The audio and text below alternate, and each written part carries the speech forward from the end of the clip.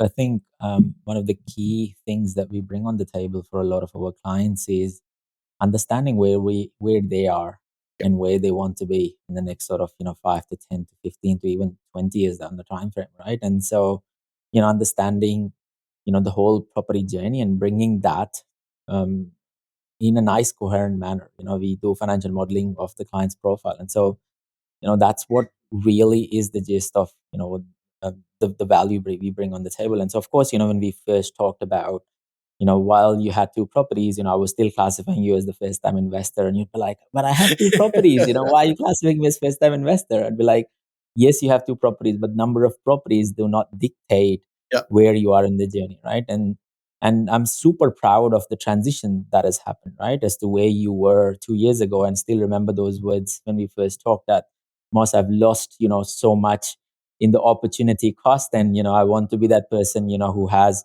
6 or 7 properties, and I'm not, looking back and thinking that, I've lost 300, $400,000 of equity that I could have caught. yeah. And so super proud of, what you've achieved over the last sort of 2.5 years while working with us, right? So yeah, let's get into the mix of more. And let's talk about, what happens. Of course, you were working with an old buyer's agent, you jumped across, you wasted a bit of money. I felt really, really bad about, you losing that retainer. And of course, one of the things that, we never do with a lot of our clients is that, we never block retainers, right? We always say to people, look, if the relationship doesn't work, you can have your retainer back. That's it, right? Ultimately, it is a relationship game. This is not about transaction. So there's no point me making money off retainers, or IPG making money off retainers, right? If I Yeah. can't really build that portfolio for you. And so talk to me about, the first property acquisition, and where did it go from there? Yeah, sure. But I will definitely talk about the finding you process first, and it'll take like 30 seconds. And with all fairness to that buyer's agent, he paid me the retainer back, apparently, after a lot of pleading and pestering. But again, I mean, even if I would have lost the retainer, it would have been nothing in front of what you have created for me, to be honest. Yeah, so again, I mean, whoever doesn't know Moss, you don't know him because maybe you're not using Facebook. It's quite popular in regards to the podcast he does, and the value Moss creates in regards to property development, property portfolio building, even if you're not assigned to me. And that's what I completely appreciate and respect, that the intention of whatever videos Moss is doing, it's not the intention to sell, but to guide people like us who stumble upon those videos and can gain some value out of it. So thanks for that, for the community, Moss, to start with. And then yeah, I stumbled upon a video of Moss, and it was quite intriguing. And then I went to the Facebook group he has, and there were multiple videos I found, and articles which were really interesting, and I could reflect back on mistakes which I had done.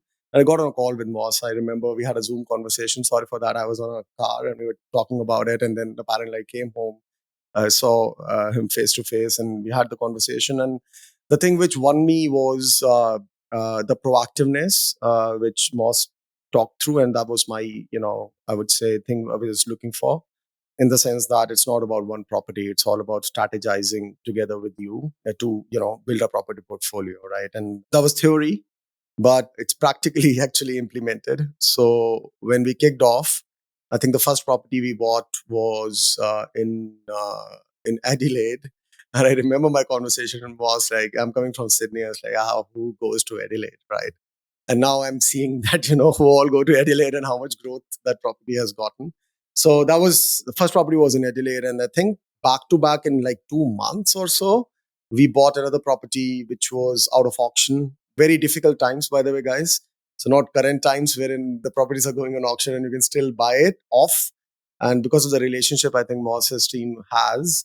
In fact, the property in Adelaide as well, it was like around at least $40,000 to $50,000 cheaper than the market price, which is like really surprising for me, that how much value a buyer's agency or the right buyer's agent can create for you in regards to not even the projected growth, but also the property you're buying right now can be that high amount cheaper because of the relationships and the strong network Moss's team has. And Adelaide one, I still remember vaguely. We paid like an extra I think $1,000 Oh my more. God, there was negotiation on steroids, right? It was like, I remember. I mean, again, I mean, it's like the person who will be leading you will be, Moss or Moss's team in regards to even negotiating to death.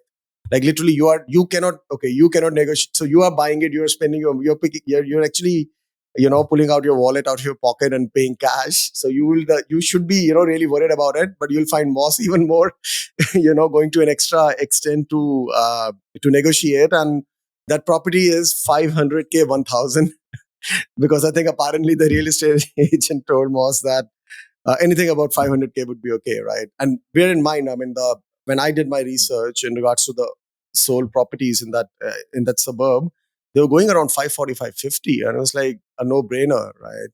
Yes, definitely. And it's interesting. Look, I mean, Adelaide has done wonders for people, right?